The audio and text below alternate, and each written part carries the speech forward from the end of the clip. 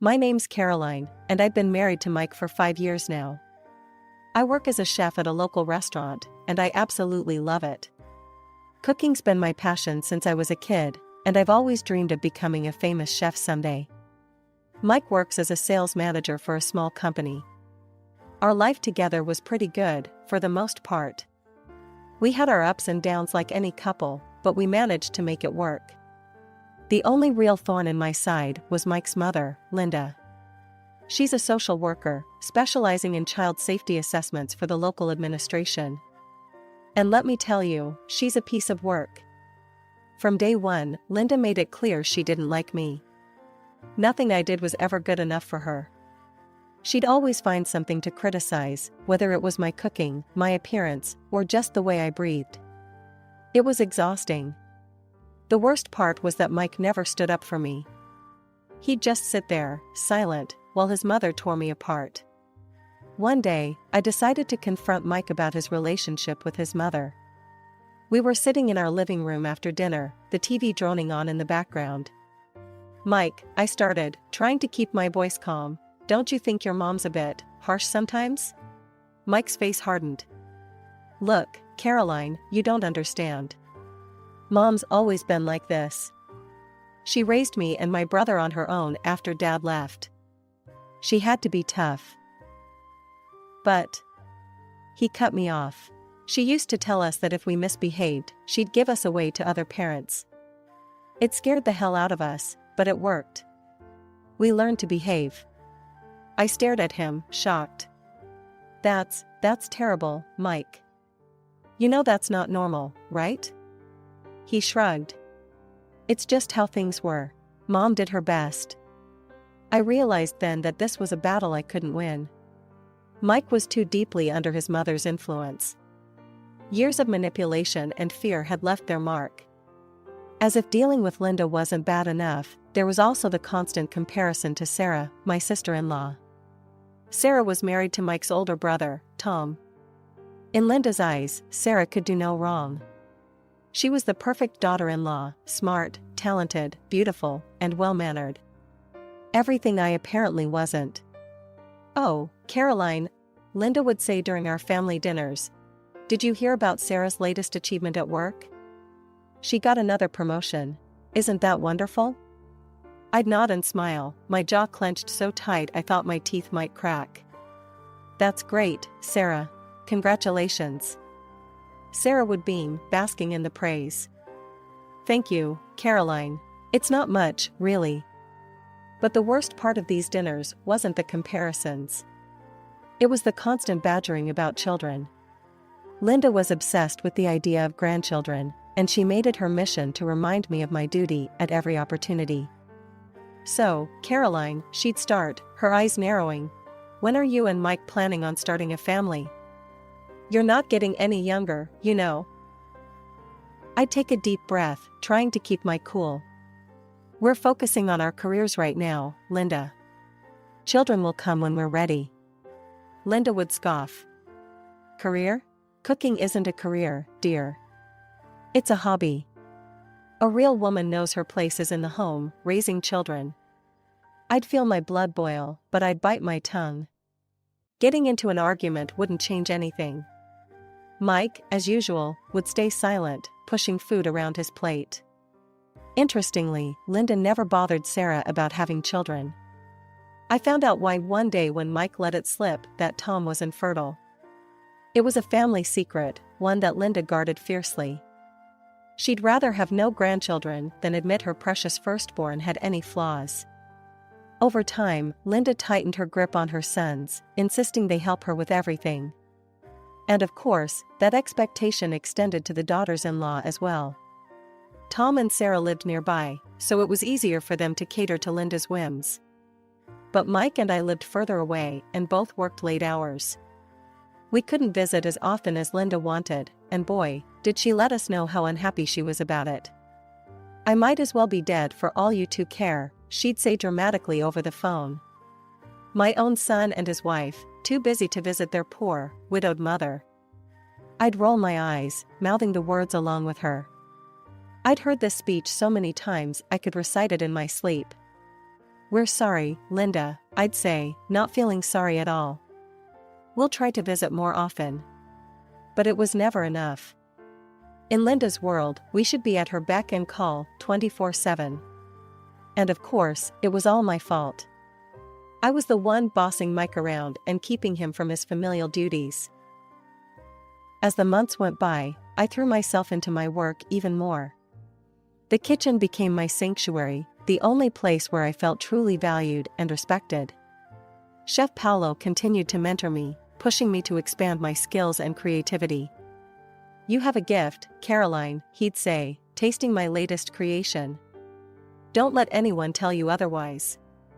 His words were a balm to my battered self-esteem. In the kitchen, I wasn't the disappointing daughter-in-law or the wife who couldn't give her husband children.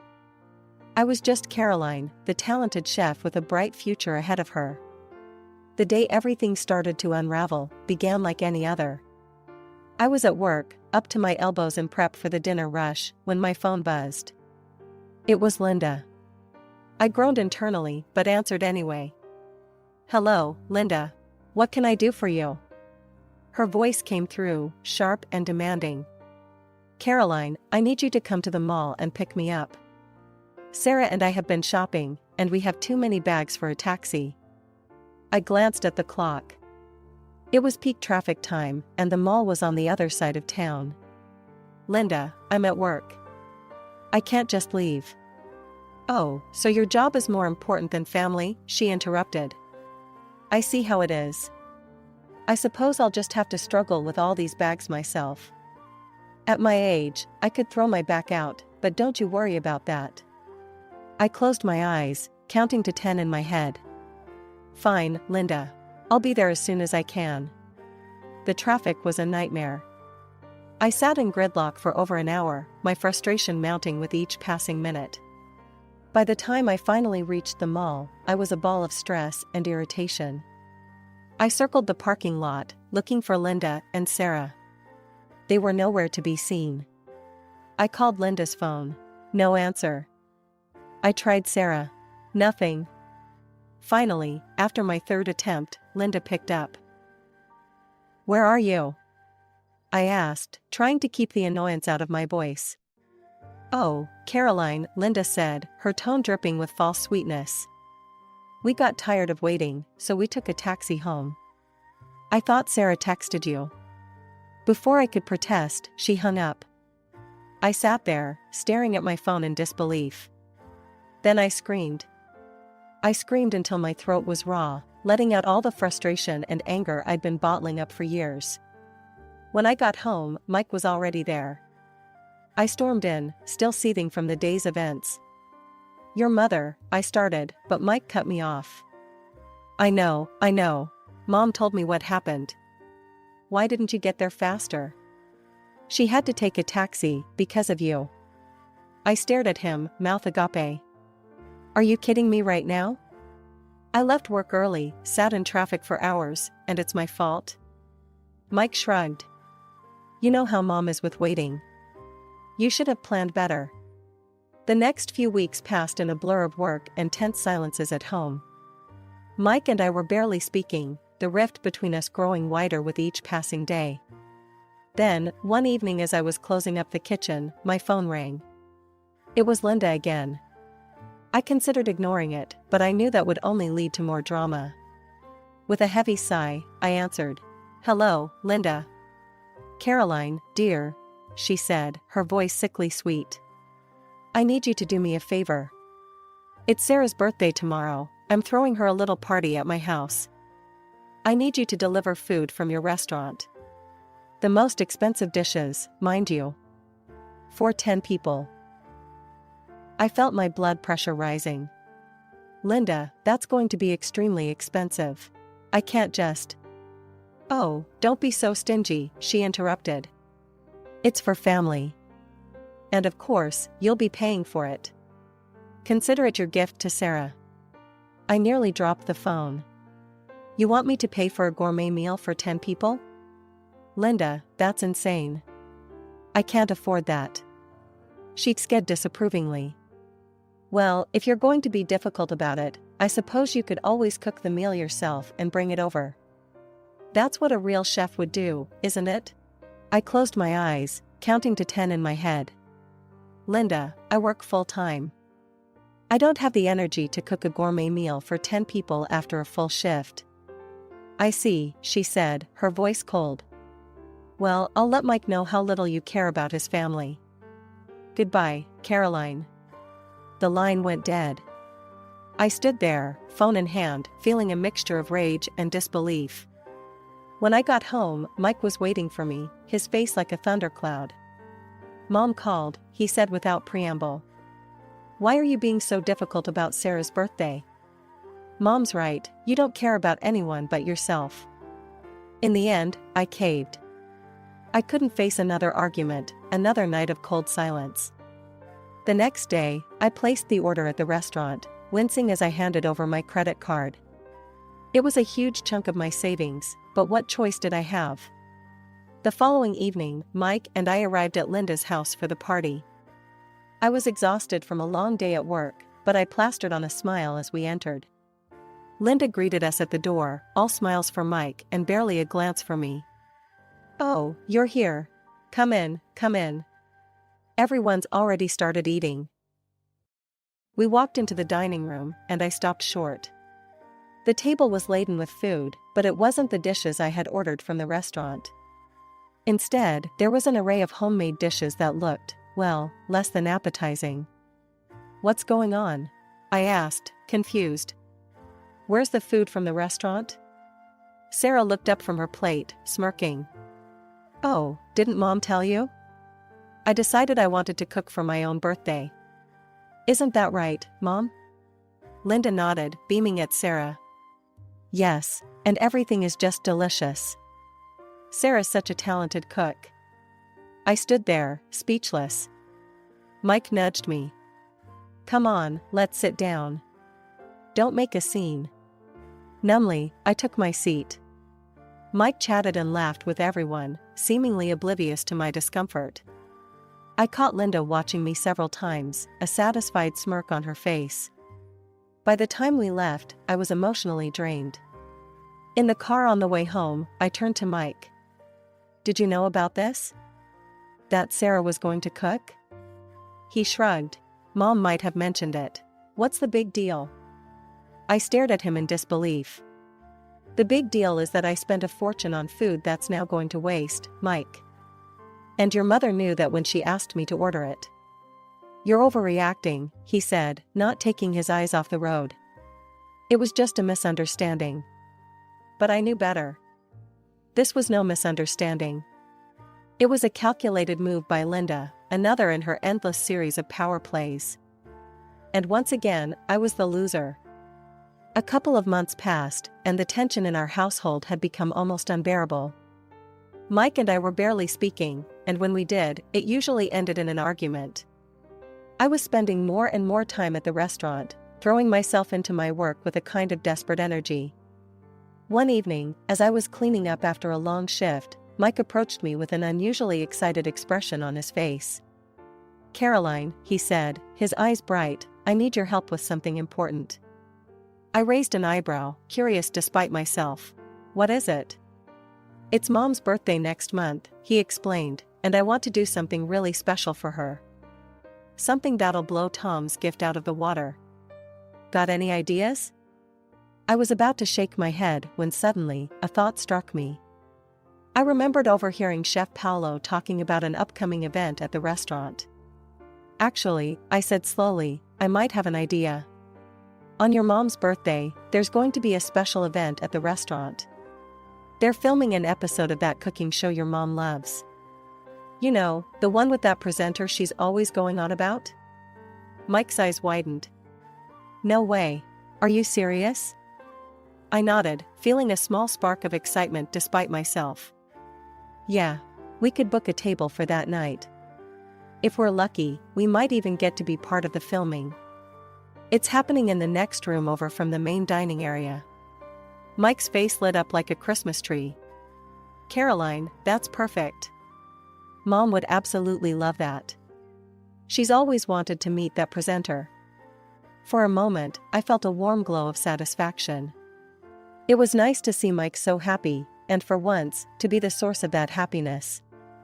We should keep it a surprise, I suggested, getting caught up in the moment. Can you imagine her face when she realizes where she is and what's happening?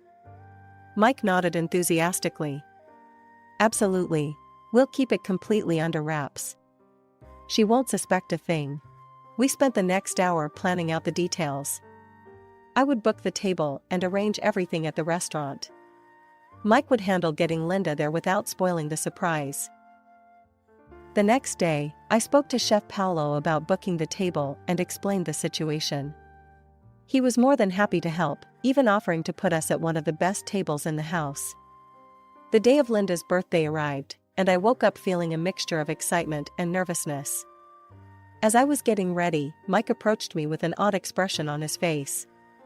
"Hey, I think I'll go pick up Mom myself," he said, not quite meeting my eyes. "Why don't you head to the restaurant on your own?" "I'll meet you there with Mom." I frowned, a little taken aback. "Oh, okay. What time should I arrive?" "Just stick to the reservation time," Mike said quickly. "I'll handle everything else." I noticed Mike leaving much earlier than necessary, but I brushed it off. Maybe he had some last-minute preparations to take care of. When I arrived at the restaurant at the appointed time, my heart sank. Through the window, I could see that the dining room was already full. Our family and several guests were seated at the largest table, laughing and talking animatedly. They looked like they'd been there for quite some time. I entered, my steps faltering as I approached the table. My usual place next to Mike was occupied by one of Linda's friends. I stood there, feeling like a ghost at my own party. "Hello, everyone," I said, trying to keep my voice steady. They barely glanced at me, continuing their conversations as if I weren't there. The only one who acknowledged me was Linda, who gave me a smug smile before turning back to her guests. I turned to Mike, confusion and hurt swirling inside me. "What's going on?" "I thought we were surprising your mother together." Mike finally looked at me, his expression a mixture of guilt and defiance. "Caroline, we're tired of all the drama. Mom's birthday should be a happy occasion, without any arguments or tension. We thought it would be better this way." I felt like I'd been slapped. "Better? You mean, better without me?" Before Mike could respond, Linda chimed in, her voice dripping with false sweetness. "Oh, Caroline, dear. Didn't Mike tell you? We decided to have a little family gathering. Just the people who really matter." I felt my face burning with humiliation. That's when I noticed the camera crew in the corner, filming the whole scene. Linda, oblivious to their presence, continued her tirade. "You know, it's probably for the best that you haven't given Mike any children," she said loudly. "A barren, useless woman like you shouldn't be a mother. If you ever do manage to have a child, I'll make sure it's taken away and given to Sarah. She'd be a much better mother." Sarah, Mike's sister-in-law, giggled as Linda patted her head approvingly. Linda was on a roll now, playing to her audience. "You should see some of the cases I deal with at work. Women like Caroline, thinking they can have it all, a career and a family. Huh. I take their children away and give them to real families, families with proper values." The guests nodded and murmured in agreement, shooting me mocking looks. I stood there, frozen, as Linda continued to spew her venom. I felt a deep sense of shame, not for myself, but for this woman who could be so cruel, so callous. "I'm not hungry," I said quietly, my voice barely above a whisper. "Enjoy your dinner." As I turned to leave, I heard Linda's laughter, followed by the laughter of her guests. The sound followed me out of the restaurant, echoing in my ears like a twisted symphony. I arrived home, my mind still reeling from the events at the restaurant. Without thinking, I started pulling clothes from the closet, stuffing them haphazardly into a suitcase.